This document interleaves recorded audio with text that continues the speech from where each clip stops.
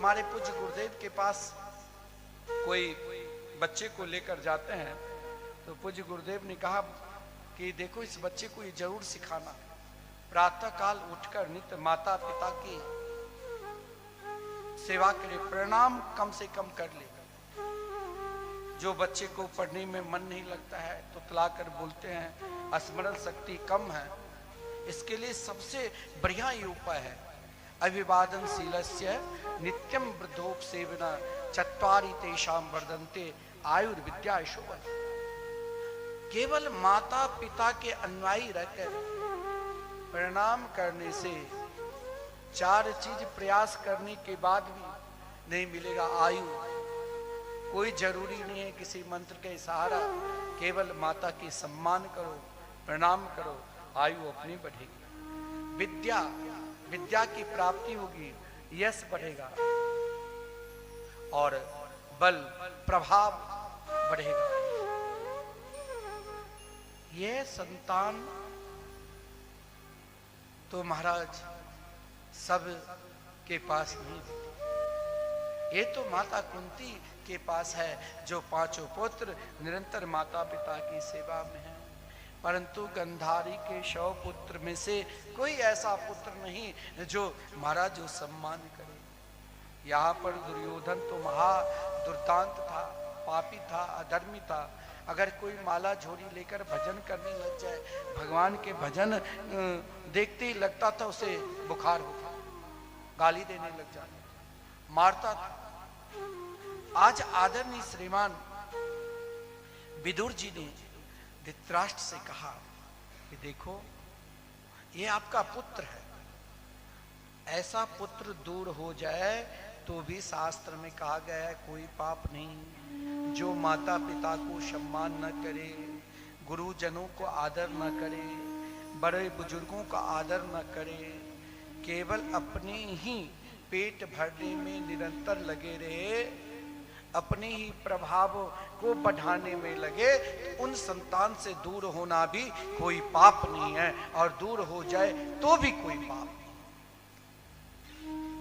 और मुझे लगता है कि आपके ये पूर्व जन्म के पाप ही पुत्र के रूप में आया है, और ये हम सबको नष्ट करने के लिए, संपूर्ण हस्तिनापुर को नष्ट करने के लिए आया है।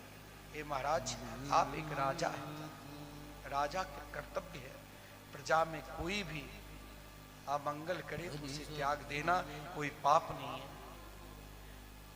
अपने पुत्र को त्यागने से यदि संपूर्ण प्रजा आनंद में रहे तो आप त्याग दो। लेकिन आदरणीय विदुर जी इतना समझा ही रहते, उसी समय कुछ गुप्तचर ने, दूत ने दुर्योधन की सूचना दी, देखो महाराज आपकी रोटी खाकर ये तो निरंतर आपकी ही निंदा में लगे हैं। बोले कौन है? बोले वही विदुर जी। बोले वो बाबा जी महात्मा? बोले हाँ। बोले अभी निकालो उसे। बोले किसकी ताकत जो निकाल दे? बोले मैं जा रहा हूं। दुर्योधन ने धृतराष्ट्र के सामने विदुर जी को बहुत अपमान किया। देखिए जिस दिन, ये ध्यान रखना, वैष्णव कौन है? वैष्णव कोई जरूरी नहीं है कि कोई संत में ही मिल जाए। वैष्णव निष्ठा के बारे में ये कहा गया है कि वैष्णव धर्म में 3 निष्ठा है, और वो तीनों निष्ठा कौन सा है वैष्णव धर्म में? जिन तीनों निष्ठा में निरंतर विदुर जी रहते हैं। पहला हरिनाम निष्ठा, निरंतर विदुर जी, अगर आप जो कुछ करते करो लेकिन निरंतर भगवान के चिंतन करेंगे, उनके नाम जाप करेंगे, तो महाराज एक नाम जापक को प्रणाम करने मात्र से ही संपूर्ण देवी देवता के प्रणाम करने की फल मिलता है। क्यों? क्योंकि वो हरिनाम निष्ठ है, निरंतर भगवान के मंगलमय नाम का स्मरण करते रहते हैं। दूसरा भाव है तुलसी निष्ठा, तुलसी पूजन, गले में तुलसी माला नित्य धारण करके रखे हैं, वैष्णवता के प्रतीक है। तो ऐसा जो भी है उनको भी निरंतर आदर करना चाहिए। और जो एकादशी निष्ठा, तीसरी निष्ठा है, निष्ठा तो ऐसे वैष्णव निष्ठा अनेक प्रकार है, ये तीनों महत्वपूर्ण है। एकादशी निष्ठा, महाराज विदुर जी अपने तीनों निष्ठा के कारण परम वैष्णव हो चुके थे। और जिस समय दुर्योधन ने अपमान किया और कोई सामने वाले आपको गाली देते हैं और आप मुस्कुरा रहे हैं तो कभी आपको क्रोध आए? विदुर जी को कोई क्रोध नहीं आया। दुर्योधन और जोर जोर से चिल्ला रहा है, बहुत जोर जोर से चिल्लाने लगे ताकि हमसे लड़े। विदुर जी जोर जोर से कीर्तन करने लगे। फिर भी दुर्योधन ने सोचा कि अब इसे निकालना पड़ेगा। बोले कोई निकालने की जरूरत नहीं बच्चा, मैं जा रहा हूं स्वयं को। बोले कुछ लेकर न जाए? बोले मैं कुछ नहीं लूंगा, मैं जो लूंगा सो तुम देखोगे नहीं। बोले क्या लिया? तसह निर्गतो कौरव पुण्य लब्धो। कोई महात्मा के अपमान करने से, कोई भजनानंदी, कोई भी घर के भी कोई सदस्य भजन कर रहे हैं, उनके आप अपमान करते हो तो ये मान लो आप अपना संपूर्ण पुण्य का क्षय करते हो।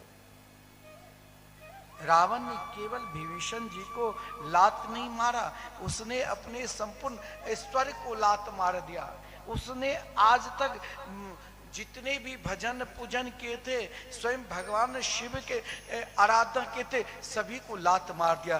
एक वैष्णव को लात मारने से रावण ने अपना संपूर्ण विनाश कर लिया।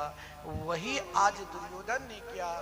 एक परम वैष्णव थे जो निरंतर श्री कृष्ण नाम के जाप कर रहे थे, निरंतर श्री कृष्ण नाम के चिंतन कर रहे थे और उस नाम में डूबे हुए थे, लेकिन आज दुर्योधन नहीं पहचाना। अगर दुर्योधन तनिक उनके शरण में आकर अपने आत्म कल्याण के लिए प्रश्न करते तो हो सकता था आज दुर्योधन सुयोधन हो जाते, लेकिन एक पापी निरंतर पाप में ही डूबे रहते हैं। इसीलिए आदरणीय श्रीमान विदुर जी ने कहा कि लो मुझे ना ये पद चाहिए ना प्रतिष्ठा चाहिए, मैं तो चला। बोले कहाँ जा रहे हो? बोले हरिनाम कीर्तन तो कहीं भी बैठ कर सकता हूँ। विदुर जी जो ही चले, सह निर्गतः कौरव पुण्य लब्धो, मानो वहां तेज ही समाप्त हो गए। चाहे आप अपने देह में, शरीर में नाना प्रकार के क्रीम लगा लो, नाना प्रकार की शोभा बढ़ा लो, लेकिन आप भगवान के भजन नहीं करोगे तो जो तेज, सबसे अधिक तेज प्रभाव किससे होता है जानते हो? एकमात्र भगवान के नाम जाप करने से। नाम जाप कर रहे हो, जाप करते करते जब 16 माला हो जाए तो हाथ गर्म हो जाए, वही हस्त अपने मुख पर लगा लो, सूर्य की तरह किरण बढ़ने लग जाएगा। लेकिन नित्य नाम जाप 16 माला करना पड़ेगा। अगर आप भजन करो, भजन करने वाले को निरंतर तेज बने रहते हैं। विदुर जी की तेज को किरण देखकर महाराज दुर्योधन के पाप रूपी किरण वहां कुछ काम नहीं किया। विदुर जी के साथ उनकी धर्मपत्नी विदुरानी दोनों बड़े आनंद के साथ भजन करने लगे गंगा जी के पावन तट पर, और निरंतर स्वयं को, अपने आप को एक ही भाव रखा। जब विदुरानी पूजन करने के लिए बैठती, ठाकुर जी के सामने स्तुति करती, प्रार्थना करती, कभी कभी ठाकुर जी से प्रार्थना करती कि हे प्रभु आप कब तक रुलाओगे, कब मुझे दर्शन दोगे। लेकिन विदुर जी उनकी निष्ठा को बढ़ाने के लिए अपनी पत्नी से बार बार विदुर जी, क्योंकि विदुर जी परम वैष्णव निष्ठ थे, विदुर जी कहते घबराओ नहीं देवी, भजन करो। भजन में वो शक्ति है जो चाहे कन्हैया आज दर्शन दे, चाहे 10 वर्ष के बाद दे, चाहे 10 जन्म के बाद दे, चाहे करोड़ों जन्म के बाद दे, लेकिन वो दर्शन देंगे। यही भाव रखकर विदुरानी संपूर्ण कष्ट को भूलकर निरंतर श्री कृष्ण नाम में डूबी रहती थी।